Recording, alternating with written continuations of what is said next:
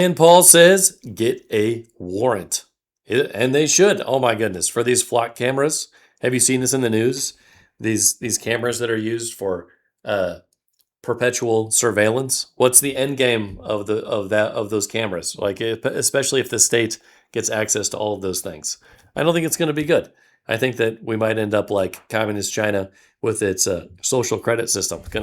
Gonna take some credit points from you every time you miss that or mess up a parallel parking or come into a parking lot and park on the white line, which, some of us might try to justify that, but but really we don't want to be surveilled at all times. That's not appropriate, right? So Rand Paul says, we need to get a warrant because these people are being accused of things that they didn't really do. So this woman was guilty until proven innocent. Young Americans for Liberty posted this video. This is the danger of flock cameras. She was guilty until proven innocent, and she was only able to prove her innocence with her own video footage because they have made false accusations. Let's watch this real quick. Can't get a breath of fresh air in or out without us knowing. Chrisana Elzer learned the power of flock firsthand. You were in town from 11:52 until 12:09. Exactly. Like I said, nothing gets in or out of the town without us knowing. When a Colorado police officer showed up at her door holding flock snapshots of her truck. And here's when you left at 12:09. That's when you left town. To get?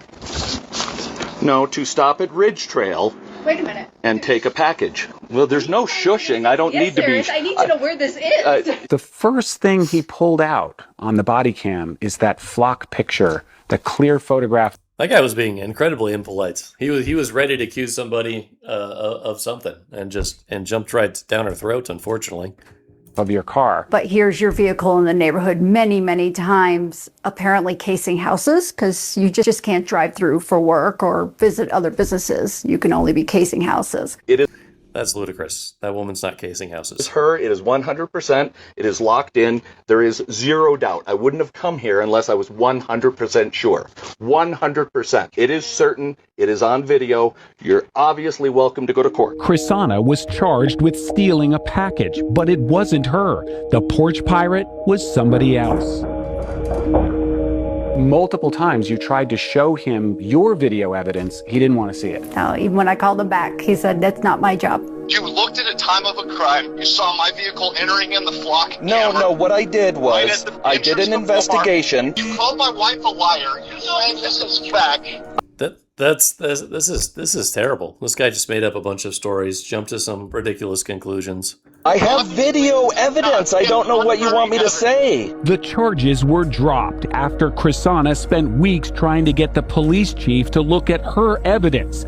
Time-stamped video from her truck and a neighbor's doorbell camera showing she wasn't at the scene of the crime. What does it say about where we are that you feel you have to have more cameras than the police have in order to make sure you can prove yourself innocent? It sounds like it flipped the script to you're guilty until you prove yourself innocent. Without a flock camera, that detective would not have been at her door. By his own admission, he pulled out the flock picture of her car. Do you want to apologize to Chrisana Elzer for what happened to her? For the police misusing the tools?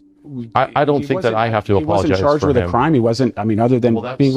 The concern is that these things are being used for perpetual surveillance and making false accusations. People don't want to be constantly accused of crimes they didn't commit. So, it's kind of ridiculous. Reprimanded for his attitude. Sure. No, but I would tell you that, should I apologize for somebody misusing a tool? I don't think so. Flock Safety Chief Communications Officer Josh Thomas. Who's watching the watchers in these cases? Well, the city council. The city owns the data, so city council would have the appropriate responsibility in that case. Our point of view has always been that it is not Flock's job to police the way police do their work.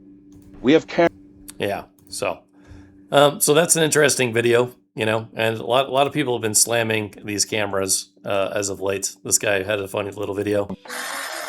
Leave flock cameras alone. There's no need to label all the flock cameras in your area.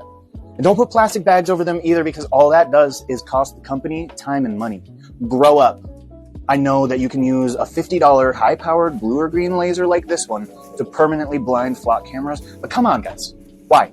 Definitely do not use the camera map on dflock.org to find cameras. Approach them from... That's right. Don't do any of these things. behind on foot with a spray paint extender and spray them.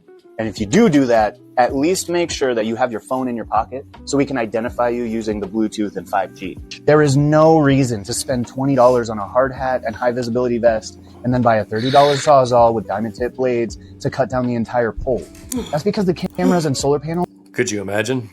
are clamped with a simple 8mm socket, so you're just doing too much. Oh my goodness. Cameras have about 12 hours of backup battery, so they will be transmitting Bluetooth and 5G that we can use to track you. So under no circumstances should you put the camera inside of a Faraday bag while the battery runs itself out and then break them down for parts, because that would prevent us from finding you, and nobody wants that.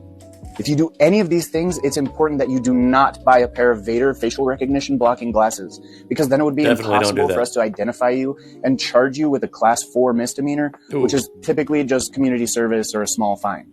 And for the love of God, do not attend your city council meetings and demand that they can't. Definitely don't attend city council meetings. Nobody ever does that. No sarcasm there. Like, regular people should probably go to more city council meetings instead of the people that do go. But yeah, there's been a lot of criticism of this. This guy, Matt Von Swole, said police in Houston, Texas are asking the public's help to identify the mystery person who cut down 2 flock cameras on Independence Day. Interesting. According to police, the mystery person chopped them down, spray painted the lenses, and then put American flags in their place. Whew. That's pretty interesting.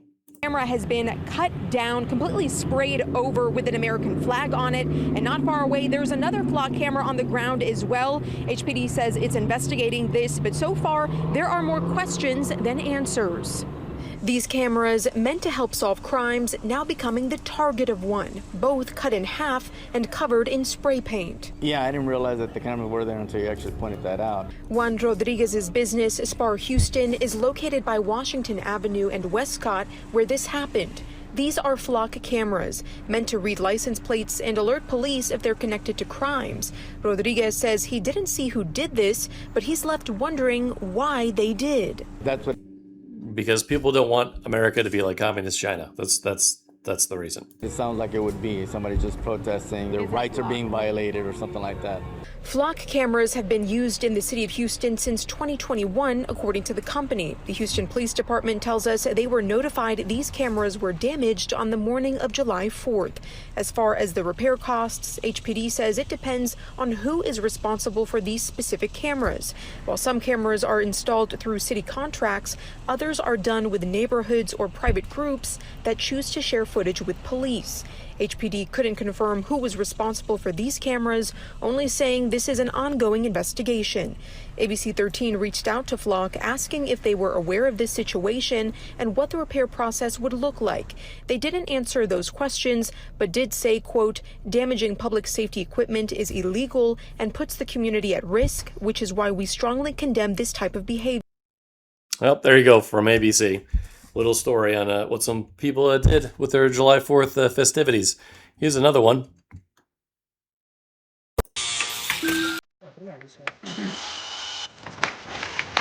Interesting.